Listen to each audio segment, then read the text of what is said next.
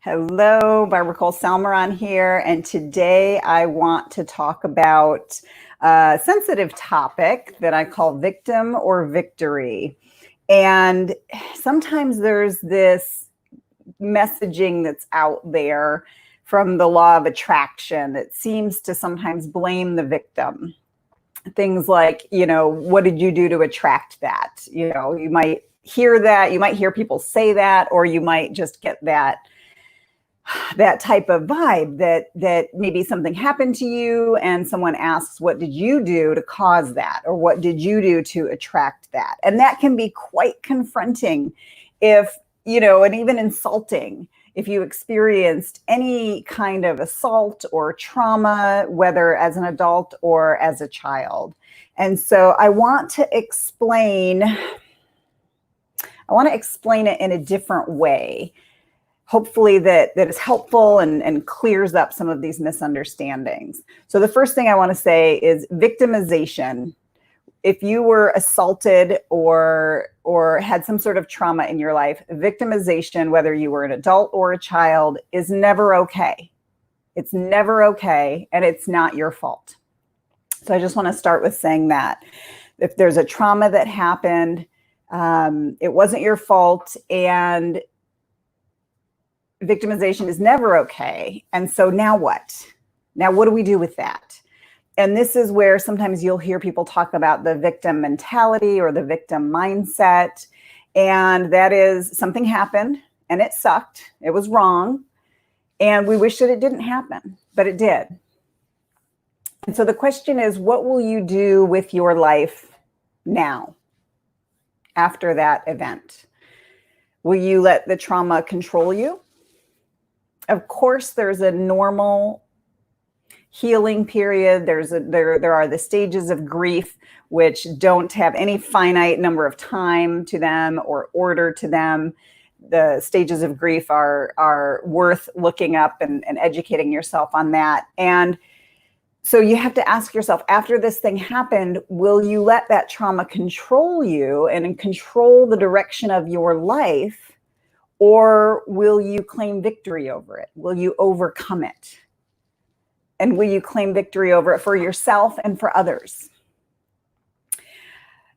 I have a family member who lost her 18-year-old son in a car accident due to a drunk driver. I mean, he had just graduated high school. His entire life was in front of him. And like that, he lost his life to a drunk driver. Okay, that's wrong, right? That shouldn't have happened. That was a bad thing. We can say that, and we wish that it didn't happen. And the mother, this family member of mine, of course, she had a period of grief and a period of mourning and all that comes along with that. And that's completely normal. That's completely normal. And she got very involved in an organization called MAD, Mothers Against Drunk Driving. You may have heard of it. And so she became an activist and an educator with this organization. So in the hopes of preventing other mothers from going through what she had gone through. So that was a way that her life trajectory changed that day. And then she chose what good could come out of that. It was a horrible situation, as with any trauma or any kind of abuse. And she chose victory. She chose to overcome that and to create ripples in the world that could be positive and beneficial for others, that came from her own personal tragedy. So, we've all seen amazing people in the world who rise, who come from nothing or come from great adversity and great tragedy and rise to become amazing people in the world, doing amazing things, amazing leaders. And then we've also seen people who stay stuck in victimhood, right? Or the victim mentality. And we all know those people. They are the ones that are constantly saying, oh, woe is me. Feel sorry for me. I'm so powerless in my life. You are not powerless. You are powerful. You are a powerful being and you can choose the direction of your life. And that's what we want to talk about today with victory. And if you're ever around those people who are, woe is me, woe is me, I'm not making light of their situation. However, they are choosing to respond to their situation and stay stuck. Can you see how painful that is? The thing with maintaining that victim mentality is that when your outlook is one of all these things happen to me, I'm a victim, nothing goes my way, I just don't have good luck. If you truly believe that, that's what your brain will see in the world. If someone else has a belief of everything goes my way, the world is a loving and amazing and peaceful place, they will have a very different outlook on life and a different outcome because of their beliefs. But staying stuck in victimhood has a lot of payoffs, right? We get attention. We get, nobody expects anything from us. Oh, she can't do anything. She's suffering, or he's suffering. So the bar is not set very high for people who are stuck in victimhood. They get sympathy, they get attention, and no responsibilities, right? Nobody expects anything from this person. But it's a waste of a human life that could be so amazing and so productive, either for that individual and just their family, or for the world, because maybe that person has something amazing to bring to the world. How many people have you seen, take a tragedy in life and rise above it? The healing needs to happen, but rise above it and then become an activist and create amazing things in the world, helping others. So that is possible. It's a state of powerlessness when we are remaining to stay in victimhood. Yes, what happened was wrong. Yes, the other person was wrong and it shouldn't have happened and it hurt and it sucked and it wasn't your fault. Trauma and abuse are wrong. Okay, it wasn't your fault. But you have the choice. You have the choice of what to do with that and what to do with your life and what to make of it. Many people write books as a cathartic way of healing their trauma, but then it also helps to heal others. So you can choose in any situation to remain in a victim mindset or to choose victory over what happened. So we can overcome something and no longer let it define us. You can decide to be victorious over the victimization that happened. And there are many ways to go about healing a trauma or an abuse or a situation. There are many different ways. I personally love the Sedona method, which you can look up and learn about online. There's also therapy, there's coaching. I offer emotion release sessions over the phone with you wherever you're at on the globe. We can work together over the phone or over Zoom online and release emotions and traumas that are stored in the body. It's very powerful work. I was a client of that work for 2 years, and then my mentor decided to start certifying other people, and I was first in line. So that's an emotion release session. Very powerful. It releases way more than emotions. So anyways, there's that. There's different ways. There's different forms of meditation. There's support groups. Or if you're more of a kind of self-study, do it on your own kind of person, I like to be that way sometimes. I wanted to share with you a resource that I have found tremendously beneficial for myself, and I've witnessed it for so many other people. It's a woman by the name of Byron Katie, and her website is thework.com.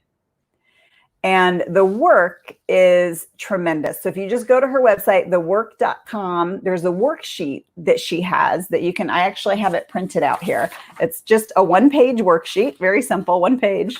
And you can fill it out going into and describing what happened. What was the trauma? What was the situation? So go to thework.com and click on more detailed guidance, and then you'll see where you can download the worksheet. And there's a video there where she starts to walk you through it and gets you started on how to bring to mind a situation. Now, I recommend starting with a situation that is minor, maybe a disagreement, something you're upset about. Don't start with the trauma. Get really good at doing the worksheet and the work first, and it will become second nature. I have seen people heal using this worksheet and this process from horrible, horrific, tragic things that have happened in their life, but they chose healing. And by the end of it, Byron Katie works with people live, and I've been able to go to those, and she works with people from the stage. And by the end of this person telling their horribly tragic story, as they go through the process, through the worksheet and the turnaround, as she calls it, by the end of it, they're laughing. You know, they start with tears, and they start with not being so choked up that they can't even talk about it, right? We've all been there. And by the end of it, they're laughing. They are free. They are free from that trauma controlling them and controlling what they do and their outlook in life. So go to thework.com, click on more detailed guidance, and then download the worksheet. The video is there. And then also, if you click on downloads, it's up in the top right corner of her website. If you click on downloads, you'll find more material that will support you in doing the work, as it's called. So again, start with something small, get really good at this worksheet. It's really fun once you get the hang of it, and then tackle the bigger issues to see how you can heal from that. She has several books as well. One of them is a transcript of these live sessions that she does with people, and you'll see all different topic matters. And that one is called Loving What Is. Loving What Is. So I won't get into the theory behind it. I'll let you just have your experience. However, it is very powerful work, and it is a wonderful way to be able to start your healing around something. And I'm sure that you can go on YouTube and see lots of video clips of her. She's also got video clips on the website. She's an amazing, wonderful, loving person who lived through her own traumas and had her awakening and now helps others. So she is a living example of someone who lived through the trauma, had the PTSD, and had the awakening, and is now able to help others in such a profound way. So whatever form of healing you choose, it is worth it to break free of the victimization. The victim mentality does not need to control you. You can claim victory over it. I want victory for you in all areas of your life. We don't need to let our past dictate our future. We can heal the past, we can honor it, and we can be stronger because of it. That is victory. You may find after you've healed your trauma that you want to help other people as well. You know, many people have taken their traumas, healed it, and turned it into their calling or their life's work. And then they're able to help thousands of people. That's kind of what I'm doing with the relationship material. And this applies to relationships because until we heal our trauma, we can't fully be who we're meant to be in our relationships with others, romantic or otherwise. There's always a part of us that will be guarded and behind that armor and shielded because we're protecting ourselves. So we can't fully be with other people until we heal that trauma. So I hope that you can claim victory over your life. This is one of the ways that I help people as I have healed different traumas in my life, as I have had my mistakes and my understandings. And now I'm able to help people with their relationships and with their other forms of healing, the emotion and the subconscious level that they need. So I hope that clears up a little bit of the static around the law of attraction and the attitude of, you know, you drew that to you, it's your fault. Please, if you hear somebody say that, it's a misinterpretation. And please don't mistake victimization for victim mentality. They are two very different things. Victimization, you had no choice in. It was wrong. And it wasn't your fault, and you had no choice. And I am so sorry if something happened to you. I am so sorry for your trauma and your experience. And now you get to choose to have victory rather than letting that trauma keep you stuck in the victimization over again. So thank you for being here today. If you would like to send any requests, any questions on relationship stuff or otherwise, you can find all the links that you need right here. My website's empoweredrelationships.org or barbarasalmeron.com, and click on events and you'll see the link where you can submit your question, or you can just go straight to here. I don't need your email or your name for your question. So qa.empoweredrelationships.org. It's a simple form you can fill out and ask your question. All right. Thank you so much for being here today, and I will see you next time.